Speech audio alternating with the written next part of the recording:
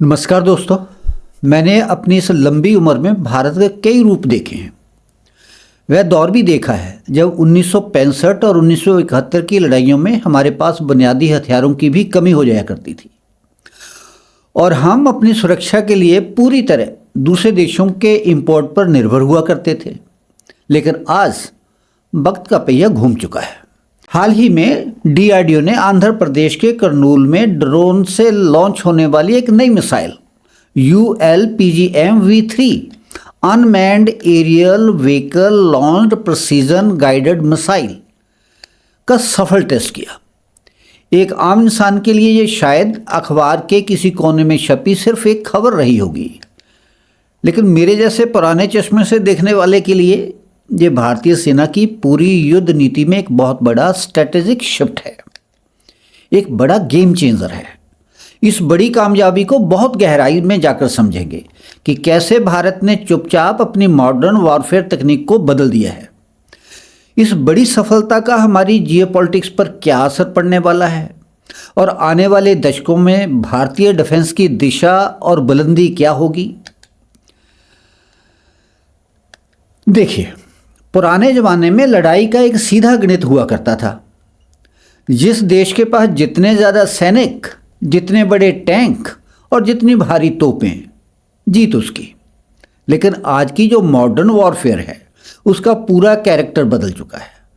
अब लड़ाइयाँ मैदानों में आमने सामने की बजाय कंप्यूटर स्क्रीन्स, एल्गोरिदम और आर्टिफिशियल इंटेलिजेंस से लड़ी जा रही हैं। इसे हम डिफेंस की भाषा में एसिमेट्रिक वॉरफेयर कहते हैं, जहां एक छोटा सा सस्ता ड्रोन करोड़ों रुपए के महंगे टैंक को पलक झपते ही मलबे में बदल सकता है।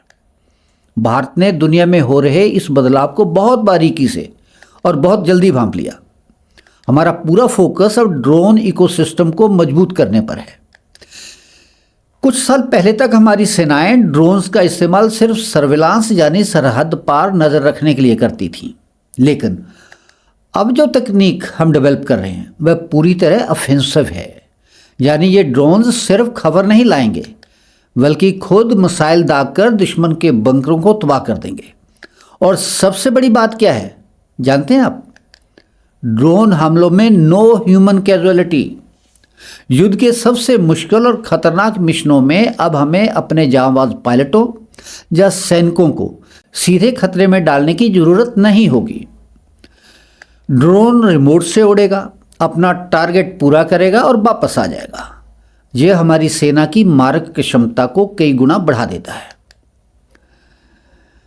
अब थोड़ा बड़े कैनवस पर देखते हैं कि इस ड्रोन क्रांति का दुनिया पर और खासकर हमारे पड़ोसियों पर क्या असर पड़ रहा है।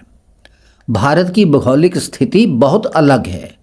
हमारे सामने टू फ्रंट वॉर यानी दो मोर्चों की चुनौती हमेशा खड़ी रहती है, चाहे वे हिंद महासागर का समुद्री इलाका हो या हिमालय की 5-5 हज़ार मीटर ऊंची बर्फीली चोटियाँ, पाकिस्तान की पारंपरिक घुसपैठ और युद्ध का खतरा। तो दूसरी तरफ चीन की हाईटेक मॉडर्न सेना जो लद्दाख से लेकर अरुणाचल तक लगातार दबाव बनाने की कोशिश करती है। ऐसे में जब भारत खुद के स्वदेशी ड्रोन और मिसाइल सिस्टम तैयार करता है तो इंटरनेशनल लेवल पर हमारी साख और ताकत दोनों बदल जाती हैं। पहले के दौर में हमें सर्विलांस या अटैक ड्रोन्स के लिए अमेरिका की मंजूरी का इंतज़ार करना पड़ता था या इजराइल से महंगे सौदे करने पड़ते थे। और याद रखिए, विदेशी तकनीक और वेपन के साथ हमेशा एक पाबंदी आती है कि आप इसे कब और कहाँ इस्तेमाल कर सकते हैं और कहाँ नहीं कर सकते हैं। लेकिन जब हम आत्मनिर्भर होकर खुद की तकनीक खड़ी करते हैं तो विदेशी दबाव पूरी तरह ख़त्म हो जाता है। हमारी ये बढ़ती ताकत हमारे दुश्मनों के लिए एक बहुत बड़ा डेटरेंस है। डेटरेंस का सीधा मतलब होता है एक ऐसा डर कि दुश्मन देश हमारे देश के खिलाफ कुछ भी गलत करने से पहले 100 बार गंभीरता से सोचे। ये ड्रोन हमारी सीमाओं के 24 घंटे पहरेदारी करने में सक्षम है। अगर मैं इन सारी बातों को समेट कर कहूँ तो हमारी ओवरऑल डिफेंस स्ट्रेटेजी में एक बहुत बड़ा पैराडाइम शिफ्ट आया है। हम अब सिर्फ अपनी रक्षा करने वाले यानी डिफेंसिव मोड में नहीं रहते, बल्कि हम आने वाले खतरों के लिए पहले से तैयार यानी प्रोएक्टिव बन चुके हैं।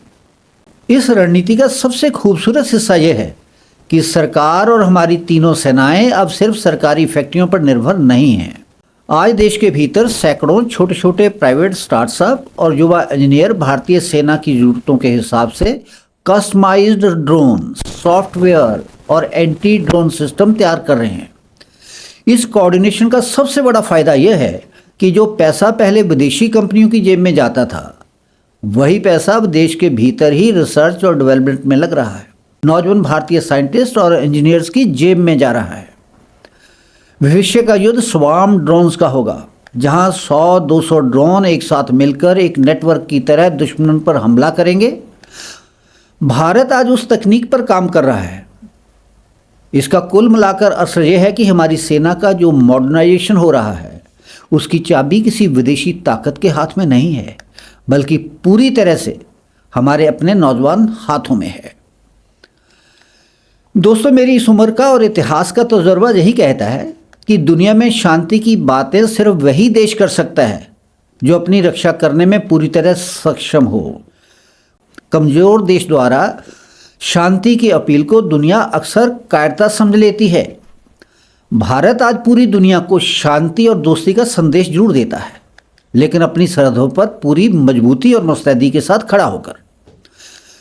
तकनीक और ड्रोन की यह नई छलांग हमारी आने वाली पीढ़ियों को एक सुरक्षित और आत्मनिर्भर भारत की गारंटी दे रही है।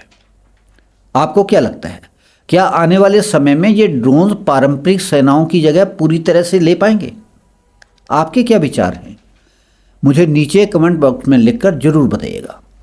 अगर आपको ये तजर्बे की बातें और हमारा ये एनालिसिस पसंद आया हो तो इस वीडियो को अपने दोस्तों के साथ शेयर जरूर करें और हमारे इस चैनल को सब्सक्राइब करें।